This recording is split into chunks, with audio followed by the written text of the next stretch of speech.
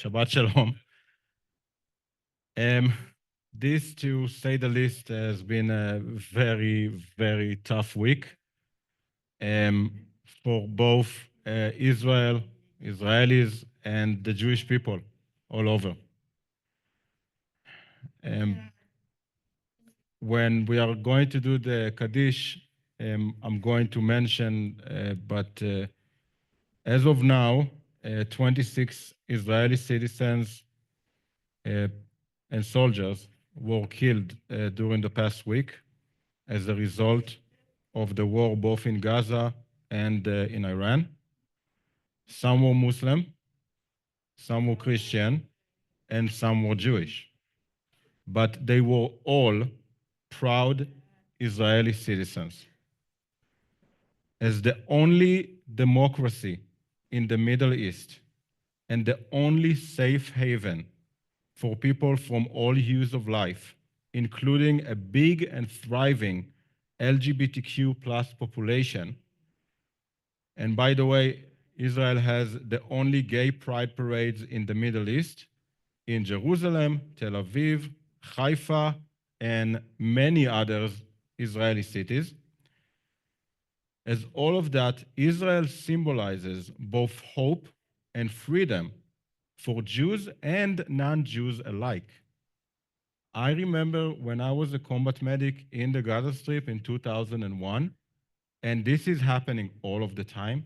We literally had people from Gaza come into the fence, strip down to their underwear, so we will see there is no harm, they don't have explosives or anything, and climb the fence, knowing that we are not going to do anything because we know why they climbed the fence. They climbed the fence because I would say 95% of the cases, they were from the LGBTQ plus community, and Gaza was just not safe for them under terrorist organizations and Sharia law. So I would share with you that Tel Aviv, for example, have very big LGBTQ plus Gaza community from people from Gaza that just found safe haven in Israel. Our Torah portion this week is Parashat Shelach Lecha, or in short, Shelach. So Shelach, can you guys say Shlach? Yeah, so it sounds like very Israeli, Shlach. So Shlach, which sounds like a Jewish food, is actually send in English. To send. And God is commanding Moses to send 12 spies. And again, we are in the second year of this is half a year after, about half a year, we think, after they left Egypt. And believe it or not, this is way before the 40 years they are going to wander. We are going to talk about that. It's part of the portion. But they are literally in the border between Israel and Egypt. And God is telling Moses to send 12 spies. Shlach, send. The portion is located in chapter 13 and 14 in the book of Numbers, or Bamidbar, in the desert in Hebrew. In Parashat Shlach, as I said, the people of Israel sent scouts ahead of them in preparation to enter the promised land. The report of these spies includes the wonders of the land, but they emphasizes its terrors. This is from the portion, and this is what the spies tell the nation of Israel when they come back from the land of Israel. And pay attention to the numbers. וישובו מטור הארץ מקץ 40 יום. At the end of 40 days, they returned from scouting the land. They went straight to Moses and Aaron and the whole Israelite community at Kadesh in the wilderness of Paran. And they made the report to them and to the whole community as they showed them the fruit of the land. This is what they told him. We came to the land you sent us to. It does indeed flow with milk and honey, and this is its fruit. Until today, the symbol of the ministry of tourism in Israel are two spies carrying what I can just describe as huge cluster of grapes that literally comes from here to the floor. That's how big it is. And by the way, when we are talking about land flowing with milk and honey, milk we get where it's from.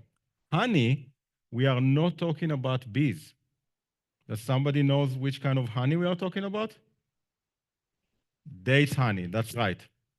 We are talking about date honey, and until today, Israel is one of the biggest exporters of dates, mainly to Arab countries, believe it or not. And then they're saying, however, the people who inhabit the country are powerful, and the cities are fortified and very, very large. Moreover, we saw the Anakites there, the giants. Amalekites dwell in the Negev region. Hittites, Jebusites, and Amorites inhabit the hill country, and Canaanites dwell by the sea and along the Jordan. Caleb hushed the people before Moses and said to them, let us by all means go up to the land, and we shall gain possession of it, for we shall surely overcome it. Only two of the spies, Joshua the son of Hur and Caleb ben the son of Yefuneh, hushed the others and said to the nation, let us by all means go up, and we shall gain possession of it. I'm saying it again, for we shall surely overcome it. You see, only 2 out of the 10 spies had enough faith in God and its promise, his ancient promise, that the children of Israel, aka the Jewish people, will inherit the promised land. And unfortunately, they were the only ones who believed that among the rest of the 12 spies and the rest of the ancient Israelites that left Egypt just about half a year before that point, and that historians estimate at around 2 million people. God, in this point in the portion, is absolutely furious, and rightly so. He punishes the Jewish people and blesses both Joshua and Caleb at the end of chapter 14. This is what God is saying. In this very wilderness shall your carcasses drop. Of all of you men, I'm sorry, but the Torah is very chauvinistic. When they are saying men, they mean everybody really. But of all of you who were recorded in your various lists, this is, by the way, why the book is called Numbers, because it starts with the numbers of men from 20 years old that can do army. That's how the book starts.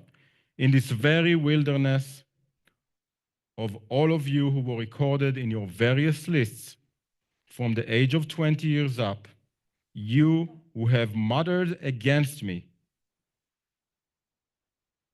not one shall enter the land in which I swore to settle you, save Caleb, son of Yefuneh, and Joshua, son of Nun. Your children, who you said would be carried off, these will I allow to enter the promised land. They shall know the land that you have rejected today. But your carcasses shall drop in this wilderness. Here is the punishment. While your children roam the wilderness for 40 years, suffering for your unfaithfulness until the last of your carcass is down in the wilderness. You shall bear your punishment for 40 years, corresponding to the number of days, 40 days, that you scouted the land, a year for each day. Thus, you shall know what it means to go against me and to not believe in me. I am Yud and a Hey and a Vav and a Hey. This is God's private name, and he's saying it right here. Have spoken. Thus will I do to all that wicked band that is banded together against me. In this very wilderness they shall die, and so in this very wilderness they shall die.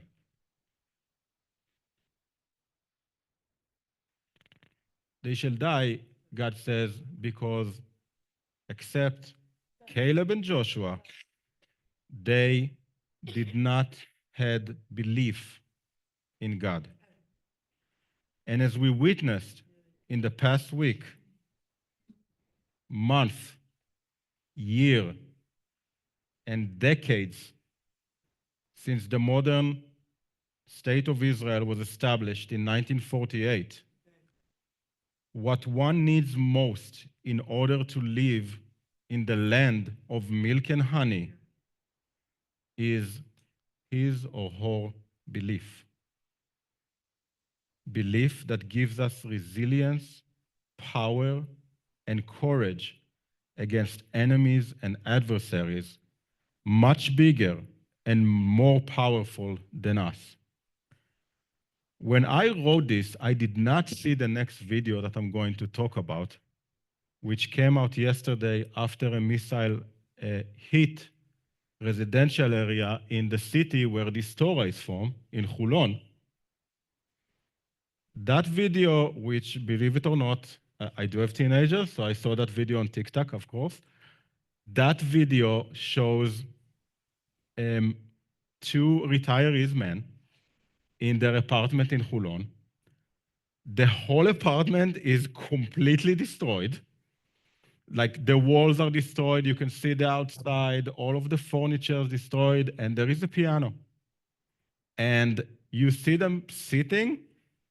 I don't even know who took that video, but you see them sitting, and literally they are doing this. השם יתברך, תמיד אוהב אותי, ויהיה לי רק טוב. And again, השם יתברך, תמיד אוהב אותי, ויהיה לי רק טוב. עוד יותר טוב, עוד יותר טוב, עוד יותר טוב. And goes on and on. What it says, God may he be blessed, always love me, and only good will come to me. More good and more good and more good and more good. And this is us. This is all of us right here and in Israel. We are the Jewish people. And there is also something else, something of no less importance than belief and resilience, and even equal importance, I would say. And that is that us, the Jewish people, have each other. Yes, sometimes we completely disagree with each other, we argue with each other, and even fight with one another. But when push comes to shove, when we are in danger, or when we in dire need, we help and support each other like no other nation on the face of this earth. We are not only the nation of Israel, sons and daughters of Israel, or the Jewish people. We are family. I wanted to share with you that in the midst of the scary and bad news coming from Israel during the past week and after October 7th alike, there is also a lot of good and even great news. News of a whole nation of people from different backgrounds, religions, countries that are helping each other on a daily basis. If it's opening their homes to strangers, literally sometimes in the news in Israel, you will literally hear lists of call this number if you are under attacks in the north, because the people in the south open their homes and you can come and stay with them for free, and this hotel is free and this hotel is free, and vice versa, as we saw too. If you live in the south and are under attack, the people in the north open their house. And also people in Tel Aviv, believe it or not, yes. But those news usually don't get to us because they don't sell as well as, blood or news like that. But people are opening their homes to strangers, offering services and goods for free, etc., etc., etc. My phone, even right now, is going all of the time with messages like that, especially on WhatsApp. Like, there is going to be a webinar to deal with this. We are going to deal with what happened there. And people are amazing, the Jewish people.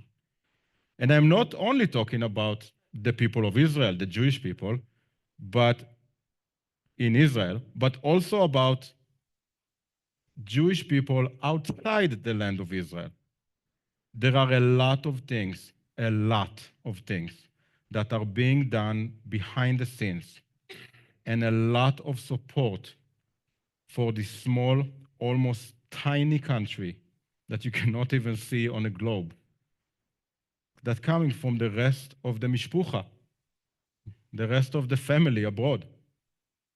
And for that, I wanted to both say, Toda Rabba, thank you very much to all of you, and Yashar Koach. May all of us go from strength to strength and continue to be united and to support one another. Shabbat Shalom. May you all have Shabbat of wholeness and Shabbat of peace.